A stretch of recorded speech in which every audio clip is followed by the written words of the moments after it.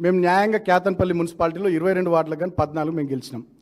కేవలం 7 మాత్రమే కాంగ్రెస్ గెలిచింది. అయినా అన్యాయంగా అక్కడ మున్సిపల్ చైర్మన్ ఎన్నిక, వైస్ చైర్మన్ ఎన్నిక కానియకుండా కాంగ్రెస్ పార్టీ అడ్డంబడి, ఆనాడు మంత్రి వివేక్ గారు కానీ ముఖ్యమంత్రి గారు కానీ అడ్డంబడి నన్ను 16 రోజులు జైలుకు పంపించి అక్రమ కేసులు పెట్టి 56 రోజుల పాటు మా కౌన్సిలర్లను ఊరికి దూరంగా ఉంచేటట్టు చేసి చాలా కుట్రలు చేశారు. అయినా కుట్రలను ఎదిరించి మేము కేతన్పల్లి మున్సిపాలిటీలో గెలిచినాం.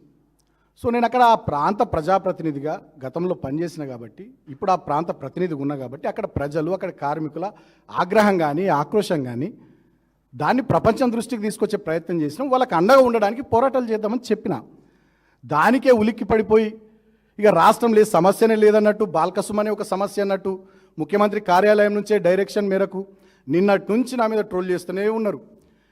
ఏం చేస్తారు మీరు? సోషల్ మీడియాలో పెడుతూనే ఉన్నారు, మీ అనుకూల మీడియాలో రాపిస్తూనే ఉన్నారు. మా అంటే కేసులు పెడతారు కావచ్చు, మళ్ళీ నన్ను జైలుకు పంపిస్తారు కావచ్చు. మాకు పోరాటాలు కొత్త కాదు, జైలు కేసులు కొత్త కాదు. మీరు ఎన్ని చేసినా డెఫినెట్గా పోరాటం చేస్తాం. ప్రజల పక్షాన, కార్మికుల పక్షాన కొట్లాడతాం, మాట్లాడతాం. మీకు భరించే ఓపిక లేదు, ఆ సహనం లేదు ఈ ప్రభుత్వ పెద్దలకు.